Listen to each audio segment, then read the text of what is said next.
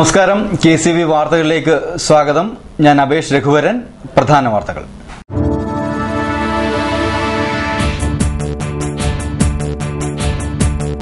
മുല്ലപ്പെരിയാറിലോ പണി കിട്ടി. ഇനി നദീ സംയോജന പദ്ധതി. കേരളം ജാഗ്രത പുലർത്തിയില്ലെങ്കിൽ വീണ്ടും വിഡ്ഢികളാകേണ്ടി വരും.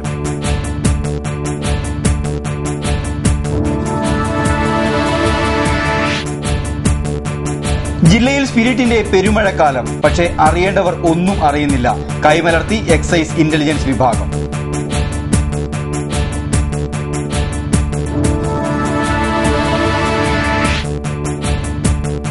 ആലപ്പുഴ കോൺഗ്രസ് കമ്മിറ്റിയുടെ പുനഃസംഘടന അനിശ്ചിതത്വത്തിൽ.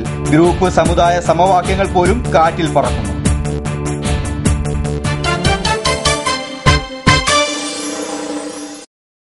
വാർത്തകൾ വിശദമായി. കേരളത്തിന്റെ ശക്തമായ ചെറുത്തുനിൽപ്പും പ്രതിഷേധവും കണക്കിലെടുത്ത് കേന്ദ്രം മരവിപ്പിച്ച പമ്പ അച്ചൻകോവിൽ വൈപ്പാർ നദീ സംയോജന പദ്ധതി സുപ്രീംകോടതി വഴി നേടിയെടുക്കാനുള്ള തമിഴ്നാടിന്റെ നീക്കത്തിനെതിരെ കേരളം ജാഗ്രത പുലർത്തണമെന്ന് ഫാദർ തോമസ് പീലിയാനിക്കൽ മാമ്പഴക്കരിയിൽ KCV വാർത്തകളോട് സംസാരിക്കുകയായിരുന്നു അദ്ദേഹം. കഴിഞ്ഞ ദിവസം പാർലമെന്റിൽ കേന്ദ്ര ജലവിഭവ വകുപ്പ് മന്ത്രി ശ്രീമതി ഉമാഭാരതി ഉറപ്പ് കൊടുത്തു കേരളത്തിന് അനുവാദമില്ലാതെ നടപ്പിലാക്കിയില്ലായിരുന്നു. പക്ഷെ നമുക്കുള്ളൊരു കുഴപ്പം, ഈ ഉറപ്പ് കേട്ട് നമ്മൾ അങ്ങ് തണുപ്പൻ നയം സ്വീകരിക്കുന്ന ഒരു ഗവൺമെന്റാണ് നമുക്കുള്ളത്, അല്ലെങ്കിൽ ഈ സംസ്ഥാനം അങ്ങനെയാണ്. ഇതിനു മുമ്പ് എത്രയോ ഉറപ്പുകൾ കേന്ദ്രത്തിൽ നിന്ന് കിട്ടിയിട്ടുണ്ട്, വകുപ്പുകളിൽ നിന്ന് കിട്ടിയിട്ടുണ്ട്. പക്ഷെ അതിലൊന്നും ഓർത്ത് നമ്മൾ ഉറങ്ങിയിരിക്കാൻ പാടില്ല. തമിഴ്നാട് ഇത് സുപ്രീം കോടതി പോയിട്ടുണ്ട്. സുപ്രീം കോടതിയിൽ ഇവർക്കിത് കിട്ടിയേ തീരുമെന്ന് പറഞ്ഞ് 2010 കൊടുത്തിട്ടുണ്ട്. അത് ഏകപക്ഷീയമായി വിധി വരുമെന്ന് എനിക്ക് ഭയം. കാരണം നമ്മൾ അതിന് വേണ്ട വിധത്തിൽ ഒരുങ്ങിയിട്ടില്ല. അപ്പം ഇവിടെ ഈ കുട്ടനാട്ടിലേക്ക് വരുന്ന ഈ വെള്ളപ്പൊക്കം അത് എക്സസ് വെള്ളമല്ല എന്ന് തെളിയിക്കണം. എന്തുകൊണ്ട്? ഇത് കുട്ടനാടിന്റെ ക്ലീനിങ്ങിന് വേണ്ടി ഈ വെള്ളം അത്രയും വേണം. വെള്ളപ്പൊക്കം കുട്ടനാടിന്റെ ഒരു അനുഗ്രഹമായിട്ടാണ് നാം കാണേണ്ടത്. എനിക്കതാ പറയാനുള്ളത്. മാധ്യമങ്ങൾ പോലും വെള്ളപ്പൊക്കം ഉണ്ടാകുന്ന നാശനഷ്ടങ്ങൾ പർവ്വതീകരിക്കരുത്. അപ്പൊ കേന്ദ്രം വിചാരിക്കുന്നത് ഇവിടെ മുഴുവൻ നാശമാണ്, കേന്ദ്രത്തിൽ നിന്ന് ഫണ്ട് വേണം. സംസ്ഥാന ഗവൺമെന്റ് ഒരു പണി കാണിക്കും, വെള്ളപ്പൊക്കം കഴിഞ്ഞാൽ കേന്ദ്രത്തിൽ പോയി കുട്ടനാടിന്റെ പേരും പറഞ്ഞ് കുറെ ഫണ്ട് മേടിക്കും. അപ്പൊ കേന്ദ്രം വിചാരിക്കുന്നത് വെള്ളപ്പൊക്കം കുട്ടനാടിന് ശാപമാണ്, അത് നിയന്ത്രിക്കാൻ വേണ്ടി കുറച്ച് വെള്ളം അങ്ങോട്ട് കൊടുത്തേക്ക്. അതുകൊണ്ട് നമുക്ക് ഈ വെള്ളപ്പൊക്കം ആവശ്യമുണ്ട്. ഇവിടുത്തെ ഉത്സവമാണ്. ഇവിടെ മുഴുവൻ ഈ കുട്ടനാട് ഓരോ വെള്ളപ്പൊക്കം കഴിയുമ്പോഴും പുതുജീവനുമായിട്ട് ഉണർന്ന് എഴുന്നേക്കുന്ന കാണാം. നല്ല ആരോഗ്യമുള്ള ജനത, പ്രകൃതിക്ക് ആരോഗ്യം, മണ്ണിന് ഗുണം. ഇവിടുത്തെ പുളിയെല്ലാം കഴുകിപ്പോകുന്നു, മാലിന്യം കഴുകിപ്പോകുന്നു. ഇവിടുത്തെ നെൽകൃഷി മെച്ചപ്പെടുന്നുണ്ട്, മത്സ്യസമ്പത്ത് വളരുന്നുണ്ട്. അപ്പം കുട്ടനാടിന്റെ ജൈവസമ്പത്തിന് പുതുജീവൻ കൊടുക്കുന്ന വെള്ളപ്പൊക്കം നമുക്ക് ഇല്ലാതാക്കാൻ പറ്റില്ല. ഈ വെള്ളം വേണം. അത് കരഭൂമിയിലുണ്ട്. എക്കൽ ഹാർവസ്റ്റ് എന്ന് പറയുന്നത് വലിയൊരു സമ്പത്താണ്. അത് നമ്മൾ മറന്നു പോകരുത്. അപ്പം പാടത്തും കരയിലും കയറി പച്ചക്കറിക്ക് വാഴയ്ക്കൊക്കെ വേണ്ട എക്കലെ വെള്ളം. അതുപോലെ വീടിനകത്തൂടെ വെള്ളം കയറിക്കോട്ടെ, വീടിന്റെ ഒരു ക്ലീനിങ് പ്രോസസ്സ് നടക്കും. അപ്പൊ ഇത് നമുക്ക് ആണ്ടിൽ ഒരവസരം ഒരു വാർഷികമായിട്ട് കിട്ടേണ്ടതാണ്. അത് നമുക്ക് വിട്ടുകൊടുക്കാൻ പറ്റില്ല. ഈ കുട്ടനാടും വേമ്പനാടിനെയും മണ്ണല്ല നിലനിർത്തുന്നത് ഈ വെള്ളമാണ്. അതുകൊണ്ട് വെള്ളം നമുക്ക് ആവശ്യമാണ്. അത് ഒരു തുള്ളി കുറയാൻ പാടില്ല എന്നുള്ള രീതിയിൽ നമ്മൾ പാരിസ്ഥിതികമായിട്ടും ഇതിന്റെ ഭൂമിശാസ്ത്ര ഘടനയും അതുപോലെ തന്നെ ഇതിന്റെ മാനുഷികമായ കാര്യങ്ങളും ഒക്കെ വെച്ചുകൊണ്ടുള്ള ഒരു വാദഗതി നമുക്ക് കോടതിയിലായാലും ഈ വകുപ്പുകൾ മുമ്പിൽ അവതരിപ്പിക്കാനുള്ള ആളുകളെ ഇവിടുന്ന് പോകേണ്ടതുണ്ട്. അതുകൊണ്ട് അടിയന്തരമായിട്ട് ഇതിനകത്ത് ശാസ്ത്രജ്ഞന്മാരും വിദഗ്ധരും പരിസ്ഥിതിയെ സ്നേഹിക്കുന്നവരും കർഷകരെ സ്നേഹിക്കുന്നവരും പ്രകൃതിയുമായി ബന്ധപ്പെട്ടവരും ഒക്കെ കൂടിയുള്ള ഒരു വലിയ കമ്മിറ്റി ഉണ്ടായിട്ട് ആ കമ്മിറ്റി ആയിരിക്കണം ഈ കാര്യങ്ങൾ അവതരിപ്പിക്കേണ്ടത്. അല്ലെങ്കിൽ ഇത് അവരെ എങ്ങനെയെങ്കിലും റാഞ്ചി കൊണ്ടുപോകും. മുല്ലപ്പെരിയാർ പോലെ വലിയൊരു വിഷയമായിട്ട് ഇത് മാറുമെന്നുള്ള ആശങ്കകൾ നമുക്കുണ്ട്. ബാറുകൾ നിർത്തലാക്കിയതോടെ ജില്ലയിലേക്ക് സ്പിരിറ്റ് ഒഴുകുന്നു. എന്നാൽ എക്സൈസ് ഇന്റലിജൻസ് വിഭാഗത്തിന് ഇതുമായി ബന്ധപ്പെട്ട് യാതൊരു വിവരവും ലഭിക്കുന്നില്ലെന്നാണ് അധികാരികളുടെ മറുപടി. ഇതോടുകൂടി ദക്ഷിണമേഖല ജോയിന്റ് എക്സൈസ് കമ്മീഷണറുടെ കീഴിലുള്ള എക്സൈസ് ഇന്റലിജൻസ് വിഭാഗത്തിന്റെ പ്രവർത്തനമാണ് ചോദ്യം ചെയ്യപ്പെടുന്നത്. സ്പിരിറ്റ് കടത്തൽ ഉൾപ്പെടെയുള്ളവയെ പറ്റി ഫീൽഡിൽ നിന്ന് വിവരങ്ങൾ ശേഖരിച്ച് എക്സൈസ് ഓഫീസുകൾക്ക് കൈമാറുക എന്നതാണ് ഇന്റലിജൻസ് വിഭാഗത്തിന്റെ ചുമതല. എന്നാൽ ഇക്കാര്യത്തിൽ എക്സൈസ് ഇന്റലിജൻസിന്റെ ഭാഗത്ത് വൻ പരാജയമാണെന്നതാണ് ഈ സംഭവത്തോടുകൂടി പുറത്തുവരുന്നത്. ആലപ്പുഴ ജില്ലയിലെ ഇന്റലിജൻസിൽ സംഘടനാ ഭാരവാഹികൾക്കാണ് ഭൂരിപക്ഷം എന്നതിനാൽ തന്നെ സംഘടനാപരമായ പ്രവർത്തനങ്ങളാണ് ജോലി സമയത്തും ഇത്തരക്കാരുടെ ഭാഗത്തുനിന്നും പലപ്പോഴും ഉണ്ടാകാറ്. Excise enforcement and anti narcotics special സ്ക്വാഡാണ് നിർജീവമായ മറ്റൊന്ന്. സർക്കിൾ ഇൻസ്പെക്ടറെ കൂടാതെ 12 അംഗങ്ങളാണ് സ്ക്വാഡിൽ ഉണ്ടായിരിക്കുന്നത്. ആലപ്പുഴയുടെ സ്ക്വാഡിന്റെ ചുമതലയുണ്ടായിരുന്ന സർക്കിൾ ഇൻസ്പെക്ടറെ സ്ഥലം മാറ്റിയതോടെ ഇതിന്റെ പ്രവർത്തനവും വഴിയാധാരമായി. ചില റേഞ്ച് ഓഫീസുകൾ കേന്ദ്രീകരിച്ച് രൂപീകരിച്ച സ്പെഷ്യൽ സ്ക്വാഡുകൾക്ക് അവരുടെ അധികാര പരിധിയിൽ പ്രവർത്തിക്കാനാണ് അനുമതി. പക്ഷേ ഇത്തരത്തിൽ രൂപീകരിച്ച സ്ക്വാഡുകൾ ഒന്നും തന്നെ പ്രവർത്തിക്കുന്നില്ല എന്നതാണ് വസ്തുത. ആലപ്പുഴ ജില്ലയിലെ എക്സൈസ് ഇന്റലിജൻസ് വിഭാഗവും എൻഫോഴ്സ്മെന്റ് വിഭാഗവും ഒരേപോലെ മരവിച്ചതാണ് അബ്കാരി മാഫിയകൾക്ക് തുണയായിരിക്കുന്നത്. കഞ്ചാവ്, ആംബ്യൂൾ, ബ്രൌൺ ഷുഗർ ഉൾപ്പെടെയുള്ള ലഹരി വസ്തുക്കൾ ആലപ്പുഴ ജില്ലയിലേക്ക് പ്രവഹിക്കുകയാണ്. ഓണക്കാലം അടുത്തതോടെ ഇവയുടെ വരവിന് വർധനവുണ്ടായിരിക്കുന്നു. News desk KCV. Alappuzha DCC പുനഃസംഘടന കോൺഗ്രസിന് കീറാമുട്ടിയാവുന്നു. സ്ഥാനങ്ങൾ തുല്യമായി വിധിക്കാമെന്ന് I ഗ്രൂപ്പ് പറയുമ്പോൾ 2 അംഗങ്ങൾ കൂടുതൽ വേണമെന്ന് A വിഭാഗവും വിട്ടുവീഴ്ചയ്ക്കില്ലെന്ന് 3-ാം ഗ്രൂപ്പും.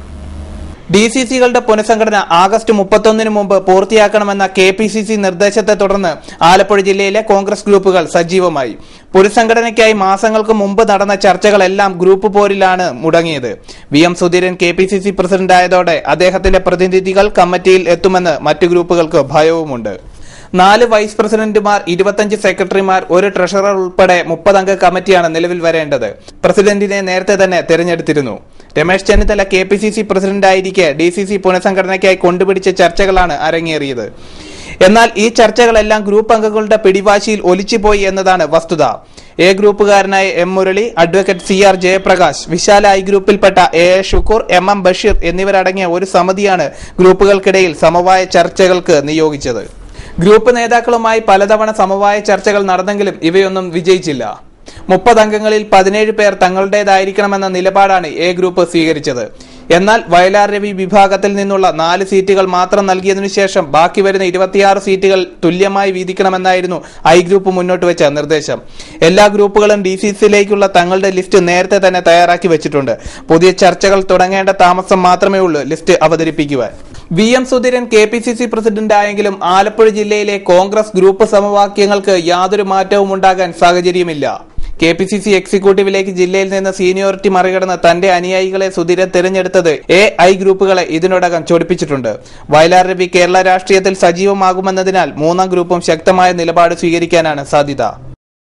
Rajeev Gandhi boat race committee ക്ലബിന്റെ പൊതുയോഗം ബുധനാഴ്ച വൈകിട്ട് 3-ന് ചേരും. പുളുങ്കുന്ന് വടക്കേ അങ്ങാടി സർവീസ് സഹകരണ ബാങ്ക് ഓഡിറ്റോറിയത്തിലാണ് പൊതുയോഗം നടക്കുകയെന്ന് പ്രസിഡന്റ് അഡ്വക്കേറ്റ് അനിൽ ബോസ് അറിയിച്ചു. ഇനിയൊരു ഇടവേള.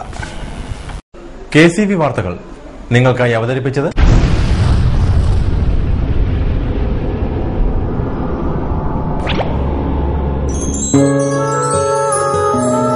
സ്വപ്ന ജ്വല്ലറി ചങ്ങനാശ്ശേരി.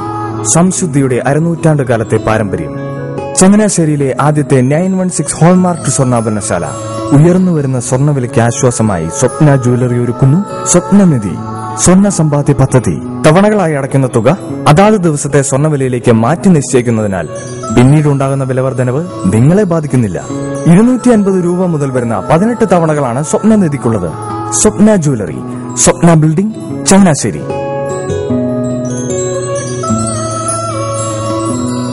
എന്റെ മോഹനേട്ടാ, എളുപ്പ വഴികളും കുറുക്കു വഴികളും നോക്കി പോകുമ്പോഴാ നമ്മളെ ആരെങ്കിലും പറ്റിക്കണത്. എന്നെ ഇന്നവരാരെങ്കിലും പറ്റിച്ചിട്ടുണ്ടോ? കാരണം എന്താ? എനിക്ക് ബുദ്ധിയുണ്ട്. അനു തിരക്കിലായിരിക്കുമല്ലേ? അതെ. അനുവിനെ കഴിഞ്ഞ ആഴ്ച ആലപ്പുഴയിലെ മുല്ലക്കൽ പ്രിൻസ് ജുവലറിയിൽ നിൽക്കുന്നത് കണ്ടിരുന്നല്ലോ. അതെ, ഞാൻ അവിടെ നിന്നാണ് സ്വർണ്ണാഭരണങ്ങൾ വാങ്ങാറുള്ളത്. അതെന്താ, മറ്റൊരുപാട് ജുവലറികൾ അവിടെ ഉണ്ടല്ലോ. പിന്നെന്താ മുല്ലക്കൽ പ്രിൻസ് ജുവലറിയിൽ നിന്ന് തന്നെ സ്വർണ്ണാഭരണങ്ങൾ വാങ്ങുന്നത്? അതെല്ലാവർക്കും അറിയാവുന്ന കാര്യമല്ലേ. ഗുണമേന്മയിലും വിശ്വസ്തതയിലും 2 പതിറ്റാണ്ടിന്റെ പാരമ്പര്യമുള്ള മുല്ലക്കൽ പ്രിൻസ് ജുവലറിയിലെ ഏറ്റവും ചെറിയ ആഭരണങ്ങളിൽ പോലും 916 BIS ഹോൾമാർക്ക് മുദ്ര ഉറപ്പുവരുത്തുന്നു. ആരുടെയും സങ്കല്പത്തിന് അനുയോജ്യമായ വ്യത്യസ്തതരം ഡിസൈൻസ്. അങ്ങനെയാവുമ്പോൾ പണിക്കൂലി കൂടുതലായിരിക്കും അല്ലേ? ഏറ്റവും കുറഞ്ഞ പണിക്കൂലി. മാത്രമല്ല 916 BIS ഹോൾമാർക്കഡ് സ്വർണ്ണാഭരണങ്ങൾ മാറ്റി വാങ്ങുമ്പോൾ വിലയിലോ തൂക്കത്തിലോ കുറവ് വരുന്നില്ല. അപ്പോൾ ശരിക്കും ഹീറോ മുല്ലക്കൽ പ്രിൻസ് ജുവലറിയാണല്ലേ? അത് പിന്നെ പറയാനുണ്ടോ? 100% BIS ഹോൾമാർക്കഡ് സ്വർണ്ണാഭരണങ്ങൾ വിൽക്കുന്ന സ്വർണ്ണാഭരണശാല പ്രിൻസ് ജുവലറി, മുല്ലക്കൽ, ആലപ്പുഴ. മനോഹരമായൊരു വീട് നമ്മുടെ എല്ലാം സ്വപ്നമാണ്. നിങ്ങളുടെ സ്വപ്ന ഭവനങ്ങളെ മനോഹരമാക്കാൻ ഇതാ സിമ്പിൾ. ഷാലിമാർ സൂപ്പർ ബ്രാൻഡ് ടൈലുകളുടെയും ഗ്രാനൈറ്റിന്റെയും വിസ്മയ ലോകം. വിപുലമായ സ്റ്റോക്ക്, ഫാസ്റ്റ് സർവീസ്, 100% ഗുണമേന്മ. ഇവയൊക്കെ നിലനിർത്തുന്നതുകൊണ്ട് ഞാൻ പറയുന്നു Shalimar. Shalimar marbles and granite, സ്വപ്ന ഭവനത്തിന് ഇവിടെ പൂർണ്ണത. Shalimar marbles and granite, Manikkachira, AC road, Changanassery. വാർത്തകൾ തുടരുന്നു. പമ്പ അച്ചൻകോവിൽ വൈപ്പാർ നദീ സംയോജനം നടപ്പിലായാൽ കുട്ടനാടിന്റെ ഭൂമിശാസ്ത്രം തകിടം മറിയുമെന്നും പെമ്പയാറിൽ നിന്നും വെള്ളം ലഭിക്കാതായാൽ കുട്ടനാട്ടിലേക്ക് ഓരുവെള്ളം കയറുമെന്നും അതുകൊണ്ട് തന്നെ നദീ സംയോജനത്തെ ഏതു വിധേനയും ചെറുത്തു തോൽപ്പിക്കണമെന്നും ചമ്പക്കുളം ബ്ലോക്ക് പഞ്ചായത്ത് മെമ്പർ പോളി തോമസ്. തലവടിയിൽ KCV വാർത്തകളോട് സംസാരിക്കുകയായിരുന്നു അദ്ദേഹം. ശബരിമലയിൽ തുടങ്ങി അറബിക്കടലിൽ ചെന്നു ചേരുന്ന പമ്പ നദിക്ക് 132 കിലോമീറ്റർ ദൂരം മാത്രമാണുള്ളത്. കേരളത്തിന്റെ കുറുകെ ഒഴുകുന്ന വളരെ ദൈർഘ്യം കുറഞ്ഞ പമ്പ നദിയെ ഇവിടെ വളരെയധികം അടി ജലം അധികമുണ്ടെന്നും അത് അച്ചൻകോവിലാറ് വഴി വൈപ്പാറിലേക്ക് ബന്ധിപ്പിക്കണം എന്നുമൊക്കെയുള്ള പ്രചരണങ്ങൾ വളരെ അശാസ്ത്രീയവും ഒരു ഭൂപ്രദേശത്തിന്റെ തന്നെ നാശത്തിനും കാരണമാക്കും എന്ന കാര്യത്തിന് സംശയമില്ല. കുട്ടനാട് എന്ന് പറയുന്ന പ്രദേശം അത് പ്രകൃതിയാൽ സൃഷ്ടിക്കപ്പെട്ട പ്രദേശമാണ്. തീർച്ചയായിട്ടും പമ്പ നദിയിൽ ജലം അധികമുണ്ട് എന്നുള്ള പ്രചരണം ശരിയല്ല. കുട്ടനാട് പോലെയുള്ള പ്രദേശങ്ങളെ ശുദ്ധീകരിക്കുന്ന പ്രക്രിയ നടന്നു വരുന്നത് ഈ പമ്പ നദിയിലൂടെയുള്ള നീരൊഴുക്കാണ്. അല്ലാത്തപക്ഷം കടൽ ജലം ഓർജലം തിരിച്ച് കിഴക്കോട്ട് കയറുകയും കുട്ടനാട്ടിൽ യാതൊരു വിധത്തിലും കൃഷി ചെയ്യുവാൻ പോലും കഴിയാത്ത സാഹചര്യങ്ങൾ ഉണ്ടാവുകയും ചെയ്യും. തീർച്ചയായിട്ടും അശാസ്ത്രീയമായ പമ്പ അച്ചൻകോവിൽ വൈപ്പാർ നദീ സംയോജന പദ്ധതി ഉപേക്ഷിക്കണം എന്നാണ് ആവശ്യപ്പെടുവാനുള്ളത്. കുറെ കാലങ്ങളായി ഇത് നിദ്രാവസ്ഥയിൽ ആയിരുന്ന ഈ ചർച്ച ഇപ്പോൾ എന്ത് കാരണം കൊണ്ടാണ് വീണ്ടും പുനർജീവിച്ചത് എന്ന് പറയുവാനായിട്ട് ആശങ്കയുണ്ട്, സംശയമുണ്ട്. തീർച്ചയായിട്ടും ഒരു പ്രദേശത്തെ മുഴുവൻ ജനങ്ങളെയും മുൾമുനയിൽ നിർത്തുന്ന, ആശങ്കയിൽ നിർത്തുന്ന ഈ ചർച്ച തന്നെ അവസാനിപ്പിക്കണം. പ്രകൃതി ഒരുക്കിയ നീരൊഴുക്ക് പ്രകൃതി ഒരുക്കിയ വഴികളിലൂടെ തന്നെ ഒഴുക്കുവാനുള്ള സാഹചര്യമാണ് നമുക്ക് സൃഷ്ടിക്കേണ്ടത്. കിടങ്ങറ സഹായി സ്വയം സഹായ സംഘത്തിന്റെ 501 കമ്മിറ്റിയും കുടുംബസംഗമവും നടന്നു. സഹായി സ്വയം സഹായ സംഘത്തിന്റെ പ്രവർത്തനം ആരംഭിച്ചിട്ട് 10 വർഷം തികഞ്ഞു. ഇതിനോടനുബന്ധിച്ച് 501 പ്രതിവാര കമ്മിറ്റികളാണ് കൂടിയത്. 501 കമ്മിറ്റിയുടെയും കുടുംബസംഗമത്തിന്റെയും ഉദ്ഘാടനം മുൻ സംസ്ഥാന വൈറോളജിക് ഡയറക്ടർ ഡോക്ടർ സക്കറിയ നിർവഹിച്ചു.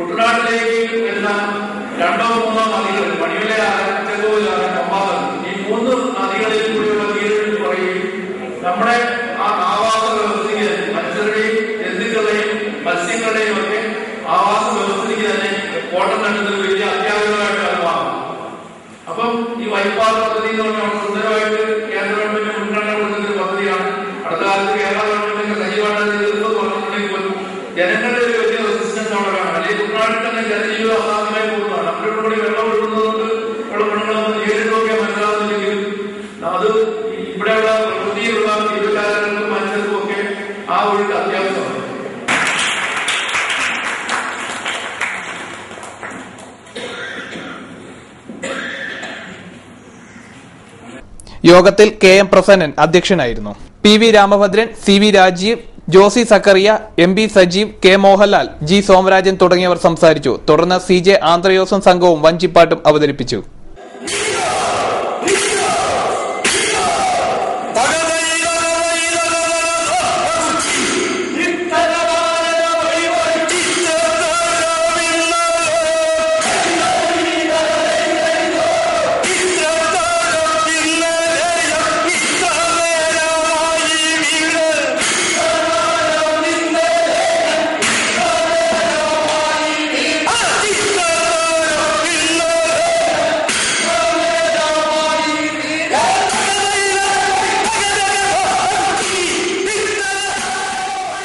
പച്ച ജംഗ്ഷൻ മുതൽ പുതുവൽ കോളനി വരെയുള്ള നവീകരിച്ച റോഡിന്റെ ഉദ്ഘാടനം കൊടിക്കുന്നിൽ സുരേഷ് MP നിർവഹിച്ചു.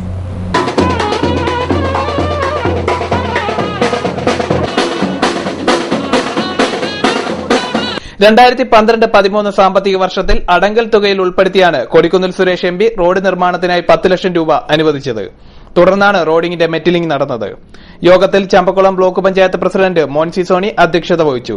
13 പഞ്ചായത്തുകളിലായി ലഭിച്ച നിവേദനങ്ങൾ പരിശോധിച്ച് നോക്കിയപ്പോൾ റോഡുകളുടെയും പാലങ്ങളുടെയും അതുപോലെയുള്ള കൾവെട്ടുകളുടെയും അതുപോലെയുള്ള അംഗൻവാടി സ്കൂൾ കെട്ടിടങ്ങൾ ഉൾപ്പെടെയുള്ള ആവശ്യങ്ങളുമായി ബന്ധപ്പെട്ട് ലഭിച്ച നിവേദനങ്ങൾക്ക് 1000 കോടി വേണം. ലഭിക്കാത്ത നിവേദനങ്ങൾ ഒരുപാടുണ്ടാകാം. അപ്പോൾ അതാണ് കുട്ടനാടിന്റെ അവസ്ഥ. അപ്പൊ അതെങ്ങനെ നമുക്ക് പരിഹരിക്കാൻ പറ്റും എന്നതിനെ സംബന്ധിച്ച് തീർച്ചയായും വളരെ ഗൗരവമായി ആലോചിക്കണം. കാരണം കുട്ടനാടിന്റെ പ്രത്യേകതകൾ കണക്കിലെടുത്തുകൊണ്ട് തന്നെ നമുക്ക് ഇങ്ങനെ മുന്നോട്ട് പോകാൻ പറ്റില്ല. തുച്ഛമായ MP ഫണ്ട് കൊണ്ടോ തുച്ഛമായ പഞ്ചായത്ത് ഫണ്ട് കൊണ്ടോ ബ്ലോക്ക് പഞ്ചായത്തിന്റെ ഫണ്ട് കൊണ്ടോ MLA ഫണ്ട് കൊണ്ടോ ഇതൊന്നും കുട്ടനാട്ടിലെ ജനങ്ങളുടെ അടിസ്ഥാന സൗകര്യങ്ങൾ മെച്ചപ്പെടുത്താൻ കഴിയില്ല എന്നത് ഒരു യാഥാർത്ഥ്യമാണ്, വസ്തുതയാണ്. അഡ്വക്കേറ്റ് ജേക്കബ് എബ്രഹാം, ബിജു വരമ്പത്ത്, പോളി തോമസ്, VK വിജയൻ നായർ, ജെൻസി ജോളി, സജി ജോസഫ് തുടങ്ങിയവർ സംസാരിച്ചു. സാമ്പത്തിക ഞെരുക്കത്തെ തുടർന്ന് നെഹ്റു ട്രോഫി സബ് കമ്മിറ്റികളുടെ ചെലവ് വെട്ടിച്ചുരുക്കാൻ സബ് കമ്മിറ്റി കൺവീനർമാരുടെ യോഗം തീരുമാനിച്ചു. സ്പോൺസർമാരെ കണ്ടെത്തി പരിപാടികൾ സംഘടിപ്പിക്കാനും ടിക്കറ്റ് വിൽപ്പന കഴിഞ്ഞ തവണത്തേക്കാൾ ഇരട്ടിയാക്കാനും തീരുമാനിച്ചു. കൾച്ചറൽ കമ്മിറ്റിയുടെ ബഡ്ജറ്റ് 18 നിന്ന് 10 ലക്ഷമായി കുറയ്ക്കാനും പരിപാടികൾക്ക് സ്പോൺസർമാരെ കണ്ടെത്താനും കൾച്ചറൽ കമ്മിറ്റി നിർദ്ദേശം നൽകി. സ്പോൺസർമാരെ കണ്ടെത്തി എല്ലാ ദിവസവും കലാപരിപാടികൾ സംഘടിപ്പിക്കണം. ഫുഡ് ആൻഡ് അക്കോമഡേഷൻ കമ്മിറ്റി 2.5 ലക്ഷം രൂപയുടെ ബഡ്ജറ്റാണ് തയ്യാറാക്കിയത്. ഇതിനും സ്പോൺസർമാരെ കണ്ടെത്താൻ ശ്രമിക്കും. നെഹ്റു പവലിയനിൽ നിന്ന് VVIPകളുടെ വേദി പടിഞ്ഞാറ് വശത്തെ ഫിനിഷിംഗ് പോയിന്റിലേക്ക് മാറ്റാനും യോഗത്തിൽ നിർദ്ദേശമുയർന്നു. ഇത് സംബന്ധിച്ച് പരിശോധിച്ച് റിപ്പോർട്ട് നൽകുവാൻ ഇറിഗേഷൻ എക്സിക്യൂട്ടീവ് എഞ്ചിനീയറോട് കളക്ടർ ആവശ്യപ്പെട്ടു. ട്രാക്കിലേക്ക് കല്ലെറിയുന്നതും മറ്റും ഒഴിവാക്കാൻ നിരീക്ഷണ ക്യാമറകൾ സ്ഥാപിക്കാനും പവലിയനിൽ കർശന നിയന്ത്രണം ഏർപ്പെടുത്താനും തീരുമാനമായി. ട്രാക്കിന്റെ ആഴം കൂട്ടൽ നടപടികൾ അടക്കമുള്ള പ്രവർത്തനങ്ങൾ ഉടൻ പൂർത്തിയാക്കുമെന്ന് എക്സിക്യൂട്ടീവ് എഞ്ചിനീയർ അറിയിച്ചു. സബർമതി ചാരിറ്റബിൾ സൊസൈറ്റി ഏർപ്പെടുത്തിയ സാഹിത്യ അവാർഡുകൾ വിതരണം ചെയ്തു. ആലപ്പുഴ പ്രസ് ക്ലബ്ബ് ഹാളിൽ നടന്ന ചടങ്ങിൽ ചലച്ചിത്ര സംവിധായകൻ M. മോഹനൻ അവാർഡുകൾ വിതരണം ചെയ്തു. മികച്ച ജീവചരിത്ര രചനാ പുരസ്കാരം മൈക്കിൾ വർഗീസിനും ചെറുകഥാ സമാഹാരത്തിനുള്ള പുരസ്കാരം കുഞ്ഞൂസും ഏറ്റുവാങ്ങി. മാസ്റ്റർ അനിൽ, സുശീല അയ്യർ എന്നിവരെ ചടങ്ങിൽ ആദരിച്ചു. രവി പാലത്തിങ്കൽ അധ്യക്ഷനായിരുന്നു. ചുനക്കര ജനാർദ്ദനൻ നായർ, രാജു പള്ളിപ്പറമ്പിൽ, വിഷ്ണുമായ, ജാക്സൺ ആറാട്ടുകളം തുടങ്ങിയവർ സംസാരിച്ചു. എടത്വ, തലവടി പഞ്ചായത്തുകളിലെ വിവിധ കടകളിലും ഹോട്ടലുകളിലും ആരോഗ്യവകുപ്പിന്റെ നേതൃത്വത്തിൽ റെയ്ഡ് നടത്തി. ഹോട്ടലുകളിൽ നിന്നും വിവിധ കടകളിൽ നിന്നുമായി ആഴ്ചകൾ പഴക്കമുള്ള കാടയിറച്ചിയും 7 മാസം പഴക്കമുള്ള മിൽമ പാലും പിടിച്ചെടുത്തു. തലവടി, എടത്വ പഞ്ചായത്തുകളിൽ ലൈസൻസ് ഇല്ലാതെ പ്രവർത്തിക്കുന്ന 20 കടകൾക്ക് നോട്ടീസ് നൽകി. തലവടി ഹെൽത്ത് ഇൻസ്പെക്ടർ ഷാജിമോന്റെ നേതൃത്വത്തിലാണ് റെയ്ഡ് നടന്നത്. തലവടി വെള്ളക്കണ്ണ ജംഗ്ഷന് സമീപത്ത് അനധികൃതമായി പ്രവർത്തിച്ചിരുന്ന കോഴിക്കട നിർദ്ദിഷ്ട സ്ഥലത്തു നിന്നും നീക്കം ചെയ്യുവാൻ പഞ്ചായത്ത് അധികൃതർ നിർദ്ദേശം നൽകി. 7 മാസം വരെ പഴക്കമുള്ള നമുക്ക് പാൽ കവറുകൾ നമുക്ക് ലഭിക്കുകയും അതും 100-150 കിട്ടുന്ന രീതിയിലേക്ക് കിട്ടിയിട്ടുണ്ട്. അതുപോലെ തന്നെ ഈ അലുവയാണെന്നുണ്ടെങ്കിൽ അലുവ പൂപ്പൽ അല്ല പായൽ പിടിച്ച രീതിയിലുള്ള 5-6 കിലോ അലുവകൾ, പിന്നെ അതുപോലെ തന്നെ ഈ പുകയില ഉൽപ്പന്നങ്ങൾ വ്യാപാരം ചെയ്യുന്ന കടകളിൽ ചില കടകൾ നമ്മൾ ശ്രദ്ധിച്ചതിനകത്ത് ബോർഡ് വെച്ചിട്ടില്ല. ബോധവൽക്കരണ മുന്നറിയിപ്പ് ബോർഡ് ഇല്ലാത്ത കടകളിൽ നമ്മൾ റെയ്ഡ് ചെയ്യുകയും അവിടുന്ന് പുകയില ഉൽപ്പന്നങ്ങൾ പിടിച്ചെടുക്കുകയും അത് നശിപ്പിക്കുകയും ചെയ്യും. അതുപോലെ തന്നെ ഇങ്ങനെയുള്ള സ്ഥാപനങ്ങളിൽ മുഴുവൻ ഏതാണ്ട് 20ഓളം സ്ഥാപനങ്ങളിൽ മുന്നറിയിപ്പ് നോട്ടീസ് കൊടുത്തിരിക്കുകയാണ്. പിന്നെ അതുപോലെ തന്നെ തലവടി പഞ്ചായത്തിലെ ഹൃദയഭാവമായ നമ്മുടെ വെള്ളക്കിണർ ജംഗ്ഷനിൽ അനധികൃതമായി പ്രവർത്തിച്ചുകൊണ്ടിരിക്കുന്ന കോഴിക്കട, ആ കോഴിക്കടയ്ക്ക് എതിരെ ഇന്ന് നോട്ടീസ് കൊടുത്തിട്ടുണ്ട്. അത് വ്യാപകമായി കഴിഞ്ഞ മാസങ്ങളിൽ ഇതുപോലെ ഹൈസ്കൂള്, ഹയർ സെക്കൻഡറി സ്കൂള്, അതുപോലെ തന്നെ ഗവൺമെന്റ് സ്ഥാപനങ്ങൾ നിലനിൽക്കുന്ന ആ പ്രദേശത്ത് നിന്ന് വ്യാപകമായി ജനങ്ങളുടെയും അതുപോലെ വിദ്യാർത്ഥികളുടെയും എല്ലാം നിരന്തരം പരാതികൾ നമുക്ക് ഇവിടെ വന്നുകൊണ്ടിരിക്കുകയാണ്. വിദ്യാഭ്യാസ ബാങ്ക് ലോണേഴ്സ് അസോസിയേഷന്റെ നേതൃത്വത്തിൽ തിങ്കളാഴ്ച രാവിലെ 10 മണിക്ക് രാമങ്കരി പഞ്ചായത്ത് ഹാളിൽ യോഗം നടക്കുമെന്ന് അസോസിയേഷൻ പ്രസിഡന്റ് പോളി തോമസ് അറിയിച്ചു. ഇനി ചരമവാർത്തകൾ. ഊരുക്കരി കപ്പനാട്ടുചിറയിൽ ബാബുവിന്റെ കൊച്ചുമകൻ ആദിത്യകൃഷ്ണ നിര്യാതനായി 4 വയസ്സായിരുന്നു. സംസ്കാരം നടത്തി. ചേന്നങ്കരി കളപ്പുരയ്ക്കൽ ചിറ വീട്ടിൽ CJ പൊന്നപ്പൻ നിര്യാതനായി 60 വയസ്സായിരുന്നു. സംസ്കാരം തിങ്കളാഴ്ച 2:30 വീട്ടുവളപ്പിൽ. പ്രധാന വാർത്തകൾ ഒരിക്കൽ കൂടി.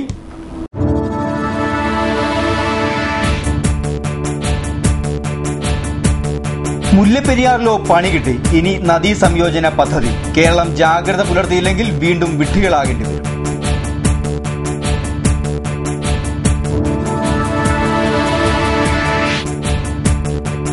ജില്ലയിൽ സ്പിരിറ്റിന്റെ പെരുമഴക്കാലം, പക്ഷേ അറിയേണ്ടവർ ഒന്നും അറിയുന്നില്ല. കൈമലർത്തി എക്സൈസ് ഇന്റലിജൻസ് വിഭാഗം.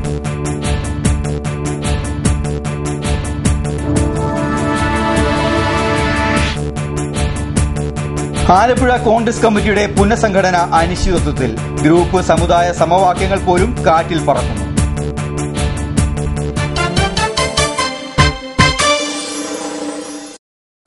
ഇതോടെ ഈ വാർത്താ ബുള്ളറ്റിൻ കഴിഞ്ഞു. നമസ്കാരം.